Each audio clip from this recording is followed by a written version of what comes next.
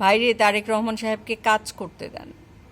উনি বাংলাদেশের প্রধানমন্ত্রী হয়েছে, উনি জানে ওনাকে কাজ করতে হবে। ওনাকে তেলের সাগরে ভাসায়েন না, ওনাকে প্রশংসা দিয়ে দিয়ে একদম মানে ওয়ান ম্যান শো বানাই দিয়েন না যে তারেক রহমানের একটা ফোন কল ছাড়া কিছু হয় না, তারেক রহমান ফোন না করলে অপহরণ করা বাচ্চা উদ্ধার হয় না। দেখেন, বাংলাদেশে এইরকম ইনসিডেন্টস বহু হইতে থাকে এবং সবখানে তারেক রহমান সাহেবকে রিচ করার সুযোগ নাই এবং তারেক রহমান সাহেব সবখানে ফোনও দেন না। সুতরাং তাকে এইভাবে মানে এঙ্গেজ করেন না সব কিছুতে।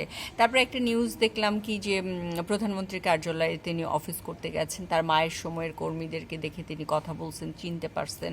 দেখেন, মানে জিয়া ফ্যামিলি কিন্তু বরাবরই ওই রকম একটা ফ্যামিলি ছিল না। এখন সিকিউরিটির কারণে মানে মানুষের কাছ থেকে একটু দূরত্ব বজায় রাখতে হচ্ছে।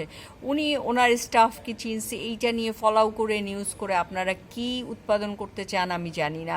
প্লিজ আপনারা ওনাকে কাজ করতে দেন। হ্যাঁ, আমার মনে হয় যে আমরা অনেক বেশি, বিশেষ করে আমাদের এই সোশ্যাল প্ল্যাটফর্মে এবং বিশেষ করে সুবিধাভোগী মানুষরা এত বেশি তৈলাক্ত, এত বেশি তেলের ডিব্বা এদের কাছে থাকে, এরা রেডিই থাকে একটা মানুষকে তেলের ভাষায় দিতে যাতে সে স্লিপ কেটে পড়ে যায়।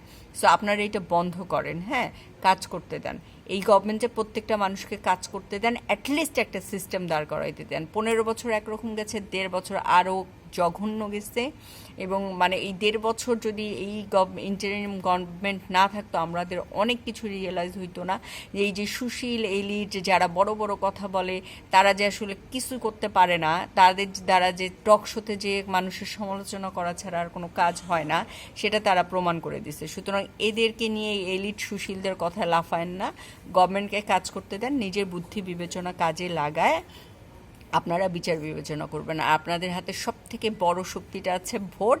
5 বছর পর যেন ভোট হয় সেই নিশ্চয়তাটা নেবেন।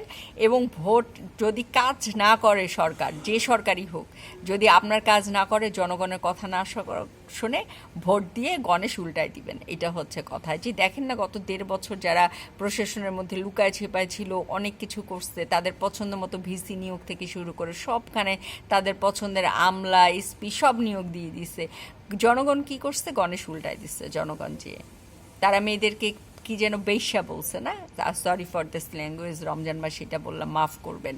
এই ধরনের কথা, মায়ের জাতিকে, এই দেশের 51% হচ্ছে নারী, তাদেরকে নিয়ে এই ধরনের কথাবার্তা, অবমাননাকর কথাবার্তা এইসব বলছে। নারীদেরকে নিয়ে তাদের কোনো প্ল্যানিংই নেই, নারীদেরকে নিয়ে তাদের যে প্ল্যানিং আছে সেটাও তারা বলতে পারে নাই।